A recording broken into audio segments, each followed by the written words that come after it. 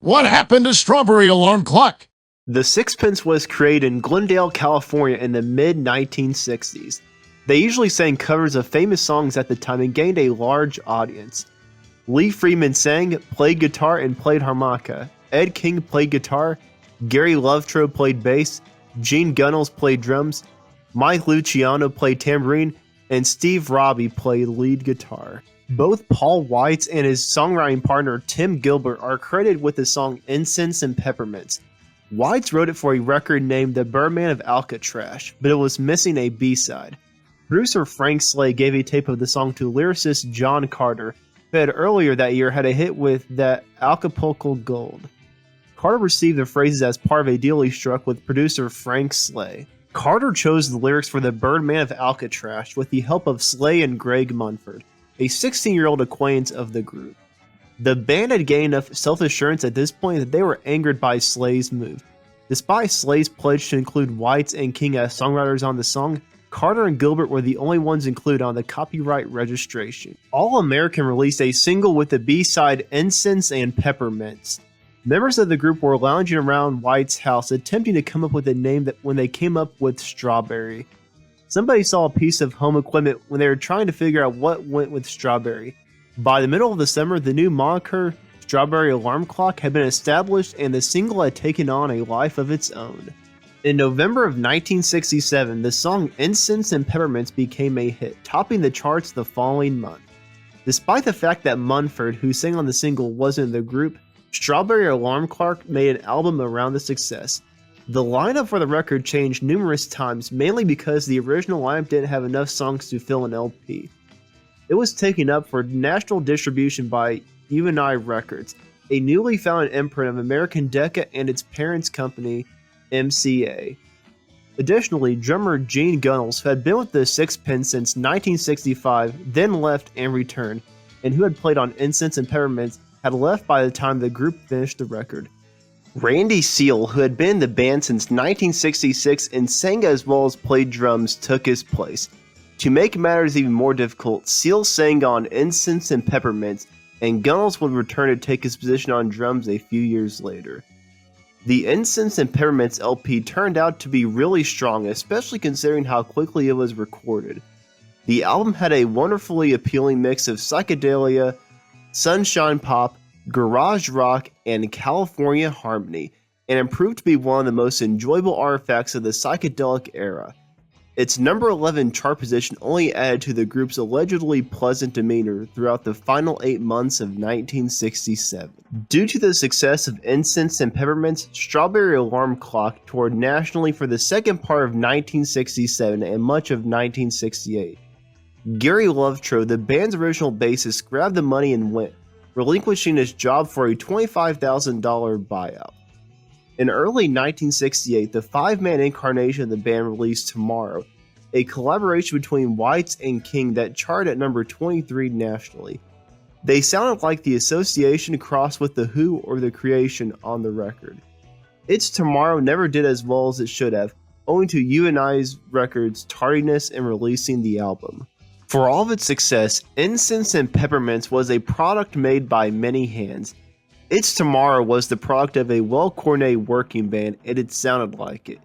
There were some unusual instruments and uncredited contributions from the participants to be sure. It was, however, more of a reflection of the five members' personalities, complicated by the record label's influence. They were requested to act in a film set in San Francisco's Haight-Ashbury when Incense and Peppermints became a hit. King worked on the film as a technical advisor and trained Jack Nicholson to play the guitar. On the previous two albums, the record label gave the band some creative freedom. The World in a Seashell featured softer harmony singing, orchestral backing including brass flourishes, and 4 songs written by other people. Despite any assistance that the record label provided, their record sales never recovered. They were still obtaining reservations based on Incense and Peppermints and Tomorrow by late 1968, but not to the same extent as before. Randy Seal and George Bunnell were not listed as songwriters on the album after the breakup of Strawberry Alarm Clock. The group's relationship with its supporters was even more precarious, especially given the subsequent maneuvers. Outside songs dominated the first side, with two of them written by Carole King and Tony Stern. By the time the legal issues were resolved, promoters were wary of booking anyone claiming to be them.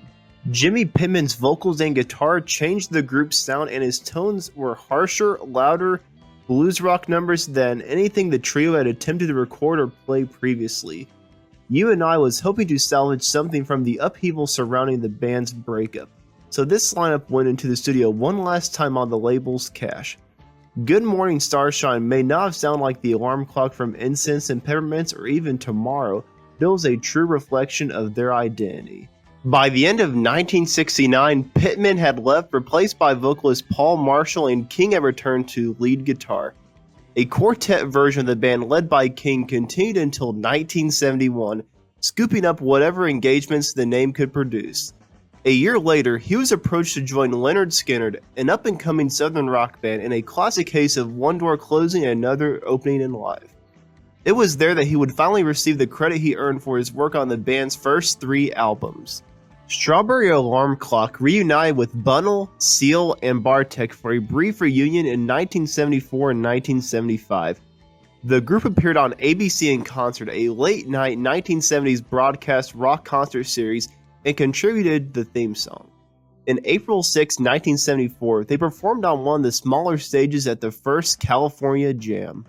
Strawberry Alarm Clock reformed in 1982 after guitarist Freeman saw an ad in the newspaper for a performance by the band at the Music Machine Los Angeles. Freeman was unaware of the gig and went to the club to find out more. There, he realized that the advertisement was a hoax devised by the club's proprietors to rejoin the original band. Strawberry Alarm Clock was founded at this moment by Freeman, Bunnell, Weitz, and Gunnels. In 1983, they were joined by Leo Gaffney, a singer, and Doug Freeman, Freeman's brother. Freeman, Bunnell, Peter Wasner on keyboards, and James Hurrah formed the Strawberry Alarm Clock Band in 1983. The same year, Freeman, Bunnell, Hurrah, Bartek, and Clay Bernard re-recorded Incense and Peppermints with Bob Koloka on lead vocals. Dennis Dragon, brother of Daryl Dragon, produced the remake and also performed percussion on the tune. Seal rejoined Freeman, Bunnell, Hurrah, and Bernard as they continued. Hurrah and Bernard were replaced by actor-musician John Walmsley when Seal left again in 1984. Bunnell's percussion duties were taken over by Bruce Hubbard, who had previously performed with him in Buffington Rhodes. By 1986, Walmsley had left the band and he was replaced by guitarist Howie Anderson and Bernard, who had returned. After Bernard left again, this time to relocate to New Mexico at the end of 1980s, Anderson handled keyboard parts via his synth guitar. During the 1980s, the band began touring with other late 1960s era artists such as Moby Grape, The Seeds, and It's a Beautiful Day on oldies concert tours. Their longest lasting grouping was Freeman, Bunnell, Hubbard, and Anderson, which lasted from 1989 to 2001. The members continued to work on new songs and perform live on occasion throughout this time, in addition to pursuing their other careers. Meanwhile, Pitman was playing with a band called Thunder Chicken in Salt Lake City, Utah in 1982, when he decided to rebuild Strawberry Alarm Clock with Preston Kofod on bass, Mordecai Noble on guitar, Dave Stone on keyboards, and Dave Plum Derrick on drums. This incarnation of the band performed at New Faces Roadhouse for a benefit for Vietnam War veterans and traveled extensively throughout the western United States. They disbanded in Jackson, Wyoming a few years later. The band performed alongside Moby Grape, Jefferson Starship, Iron Butterfly, Big Brother and the Holding Company, and Country Joe McDonald in a performance on June 16, 2001. For this program, Seal and Gunnels joined Freeman, Bunnell, Anderson, and Hubbard. On April 29, 2007, they were joined by King, Freeman, Marshall, and Gunnels for a performance at the Virginia Theater in Champaign, Illinois. Strawberry Alarm Clock performed at the 29th Annual Love Ride Benefit in Glendale on October 21, 2012, which featured Grand Marshals Jay Leno, Peter Fonda, and Robert Patrick.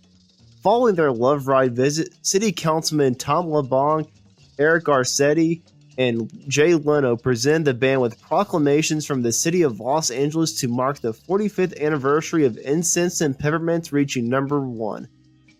Plaques for Freedom and King were accepted by the band, and Freeman passed away already, and King was happily retired in Nashville at the time. Robert Cohen, the Neville Brothers' longtime harmonica player, was also there for their performance. Strawberry Alarm Clock released Wake Up Where You Are on the Global Recording Artists label on April 1st, 2012. It was the band's fifth and first studio album since 1969.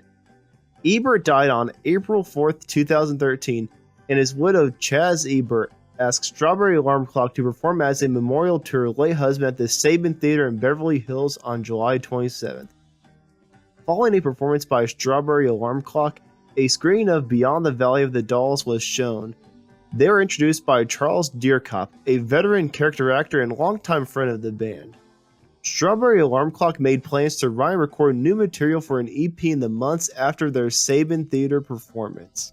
White was hospitalized after a car accident on August 19, 2016, and veteran keyboardist Glenn Brigman took his place while he recovered. Strawberry Alarm Clock performed at the Starry Nights Festival in Santa Barbara on March 18, 2017, with White's back on stage with the band.